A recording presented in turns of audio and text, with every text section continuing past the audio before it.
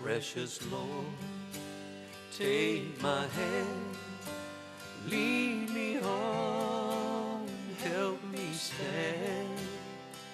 I am tired, I am weak, and I am worn.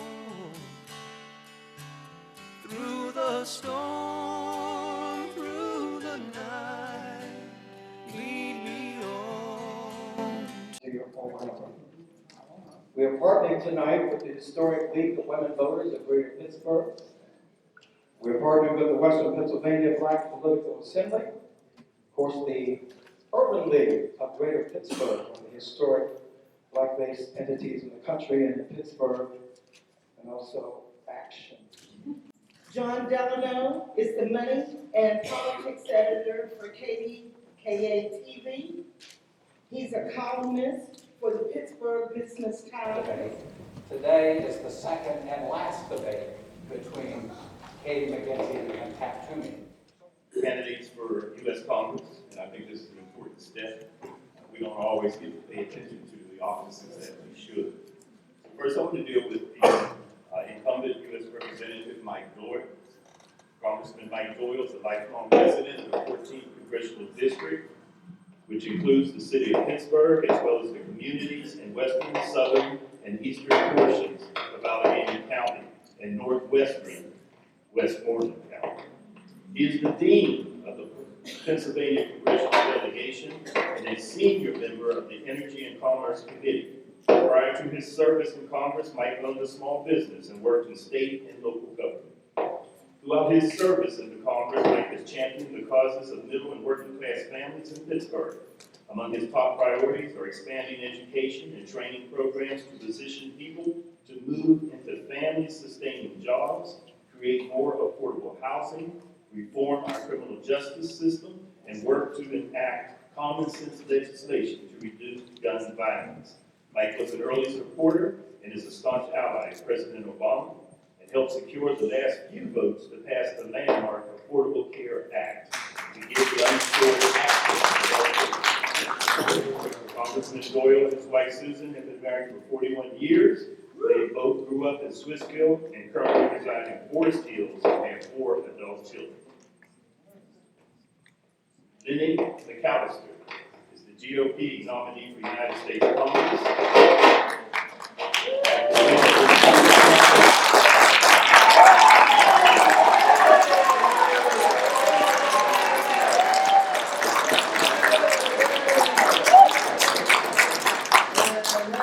McAllister is the first ever write-in candidate in Western Pennsylvania's history to garner 1,000 write-in votes for the congressional nomination by roughly tripling the requirement. Triple is 3, right? Give me vote. Ben Mills Native is an alumnus of Central Catholic High School, a graduate of Shadyside Academy, and a former college dropout that graduated at age 30 from Davidson College in North Carolina in 2002. Over the years, Lenny has served on various civic boards at the regional and national levels, including the Urban League, the NAACP, Imani Christian Academy, the United Way, Return Ministries, a group committed to the incarcerated that looks to end recidivism, and Men for Change, a group dedicated to eliminating domestic violence. Lenny has worked with both former RNC Chair Michael Steele and Rainbow Push Coalition founder, the Reverend Jesse Jackson Sr., on issues of criminal justice reform, education, employment, and civil rights. His 2016 candidacy comes on the heels of his years of bipartisan advocacy as an activist, a public figure, author, and media personality on the local, national, and international platform, and I do believe he's the first African American to be a nominee of either party. Second. For U.S. Congress. Second. Fantastic one. You know, we're supposed to flip a coin here to see which one of you chooses to go first. So, Mr. McAllister, I'll get you. You get to call this. So, heads or tails? Tails. You want to look? You better. Tails it is. So, would you like to go first? Or let Congressman McAllister go first? Okay, good. Let me just state the rules here very quickly. Each candidate will have an opening statement of 2 minutes, and then we'll proceed to questions. I already, look at the questions, candidates. People are already sending them up. If you've got other questions, we want them, so send them up, and we'll ask each question, or as many as we can, in the 40 minutes that we have. The questions, again, they'll be directed to one person. Each candidate will have 1 minute to respond, and if we think a rebuttal is necessary, we will continue, and then there'll be a closing statement at the end. So, they got more. No applause, all right, okay. No applause, you got the rules, same as the national debates. It is true that applause does take time away from asking the questions, and we do want to get as many questions in as possible. So, for the first 2-minute statements of candidates, you can say whatever you want, and we begin with the incumbent, Congressman Mike Doyle. Congressman? Thanks, John, and thank you all for being here this evening. I appreciate it. I want to thank the Church of the Reconciliation, the VPEP, the League of Women Voters, the Urban League of Greater Pittsburgh, the Western Pennsylvania Black Political Assembly, Action United, everyone that helped put this together. I want to welcome Lenny McAllister, also here this evening. I'm Congressman Mike Doyle. I have the privilege of representing the 14th Congressional District. It is a district I have lived in my entire life. It is a region that I love. We have raised our children in. It's a region I'm deeply committed to.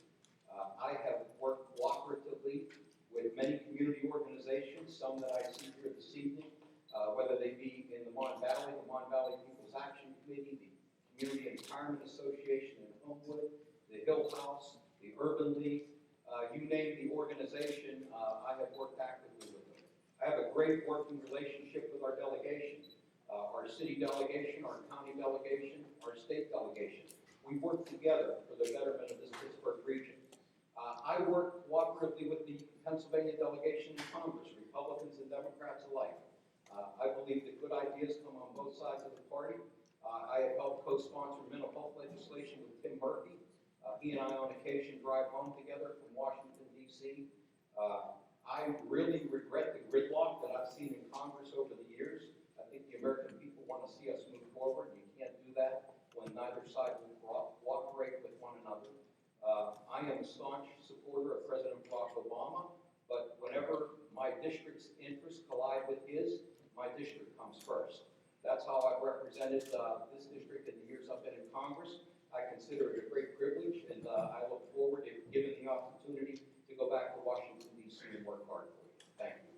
Congressman Doyle, thank you very much. Mr. McAllister, you have 2 minutes. Well, first of all, John, I want to thank everybody for having us here tonight. I want to thank Congressman Doyle for coming out. I want to thank every single one of you for coming out tonight. Because as we well know, we have a very unique question in front of us. One that we have not had in over 2 decades in this congressional district. We have to look around, not just at the city of Pittsburgh, but throughout all the municipalities that make up this congressional district.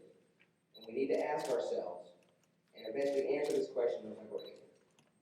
Over the course of the 22 years that Mr. Doyle has had a congressional presence, has your lives gotten better? Have the schools around your neighborhoods gotten any better?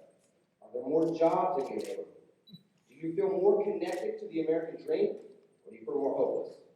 Do you think that your children and your grandchildren are going to be able to find prosperity here, or are they going to continue to be part of the brain drain that leaves this region, that has been leaving this region for generations on end? And with that said, we now have to ask another question. If the answer is no, then it's a simple choice on November 8th. And we'll have an opportunity to contrast our ideas here tonight. Do we want to vote for the same old that we've been getting in Congress for the last 22 years? Somebody that's part of the old boys network of politics, or if you want to vote for a 21st century leader that's going to go in there in a bipartisan fashion with 21st century ideas to finally move this district forward. Is it good enough to have the high unemployment in places such as McKeesport, in Broward, in Wilkinsburg, in Homewood, Hazelwood? Is this as good as we're going to get, or can we have more? And the reason why I'm running for Congress this year, the reason why I am the better choice, and the reason why I'm asking for every single one of your votes on November 8th, is because if this is as good as we're going to get, with 22 years of seniority, with high unemployment, with most of the disparities that we see in this region being at the top of the list nationally, between rich and poor, young and old, black and white. If this is as good as we're gonna get after 22 years, it's time for a change. And that change can be fulfilled right here with a vote for me, Lenny McAllister. No applause, please. No applause. Mr. McAllister, if you're elected to Congress on November 8th, what is your number one important priority during that term of office? Well, the first thing that we have to do is get jobs back this week. We have to instill a confidence in people that they'll be able to find blue-collar jobs here, white-collar jobs here. That they'll be able to access capital in order to be small business owners and entrepreneurs.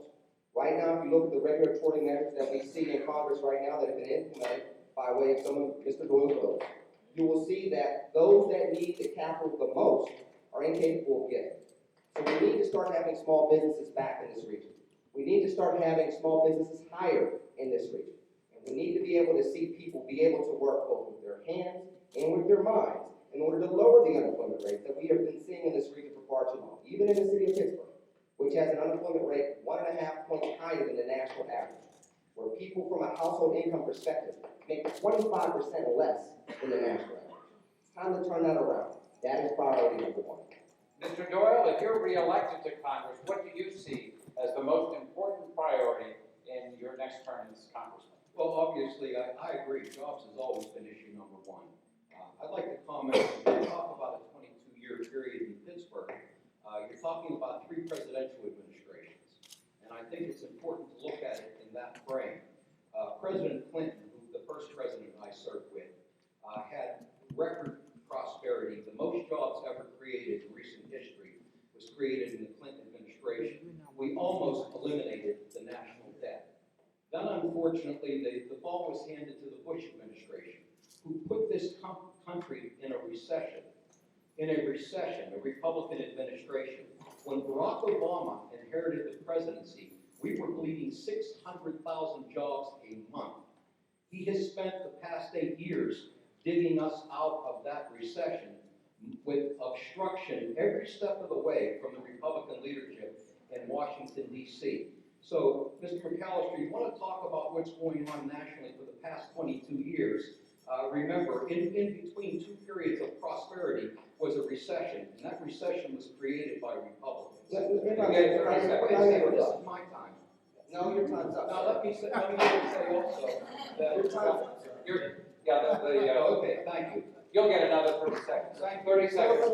It's a little bit of revisionist history that's going on the other side of the aisle over there. I mean, number one, yes, you had the Clinton prosperity of the 1990s. Let's talk about what else happened in the 1990s that you voted for.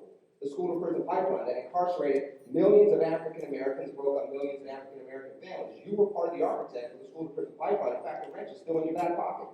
So when you want to start talking about the 90s, you have that. Then you want to go and blame the recessions on George W. Bush. Let me remind you of what happened on 9/11/2001. Somebody attacked the United States of America. We went through 2 recessions because they attacked our financial system with 9/11, and then from there we had a great recession with policies that came back from housing that stemmed back to the 1990s and the Clinton administration. Thank you. You get 30 seconds. Yeah, 1 second. Are you accusing me of voting for the Clinton crime bill? No, what I'm accusing you of is You just said that in your opening. No, I said you helped build the school to prison pipeline. That's what I said. What you did vote for, so hold on. What you did vote, you weren't in Congress in 1994 for the crime bill. But what you did vote, you asked me a question, I'm answering your question. No, I heard your answer, so I don't need you to answer. Oh, you don't need to answer. All right, stop. In the Pittsburgh Courier article, you said in an article that when you gave an interview to the Pittsburgh Courier that I voted for the Clinton crime bill. I did not say you voted. It's in print in the Courier. I could bring the article. You can bring it if you like. Okay, but anyways, I didn't, and I want to correct you on that I didn't vote for that bill because I wasn't in Congress when that bill took place. So don't try to make the words sound like I know what you're trying. But look at your exact quote in the Pittsburgh Courier that you said that I voted for the Clinton. I didn't say you voted for the Clinton. Gentlemen, stop. Both of you, please. It is not a healthy debate if you talk over each other. I promise you, I will give you each equal time to go back and forth at each other, and if it's an important issue, we'll keep going on that issue before I turn to a gazillion other questions. Although know that you're taking time away from lots of questions and lots of others have answered. So, Mr. Doyle, are you done with the point that you wanted to make? Yes, that's fine. All All right. right, let me clarify what I Give me said. another 30 seconds. Yes. I'll just- Let me know, because you're asking for clarification, I'm willing to give that to you, Mr. Doyle. What I said you voted for was policies in the mid-1990s, when you were in Congress, that gave money to DAs that instead of voting for young people as young as 14 to be tried as juveniles, you allowed the DAs to try them as adults for nonviolent crimes, and then put them in the federal prisons, where they were now part of the adult population, where they were physically abused, sexually abused, and otherwise molested and robbed of their potential. Those are votes that you did have in the 1990s. It's not the Clinton Prime bill, but there were other bills after that you did vote for. On this question, Mr. Doyle has the final 30 seconds. Go ahead. Well, I would just say that what DAs did, there was no legislation I voted for that specifically empowered DAs to do what you just said. Now, what you said is we gave money to district attorneys. Yeah, I'm sure we did give money in the local district attorney's offices, but we had never voted for any legislation specifically that's saying what you're doing. So you're sort of twisting the words a little bit. You're a politician twisting words. All right, next question. And this one starts with Mr.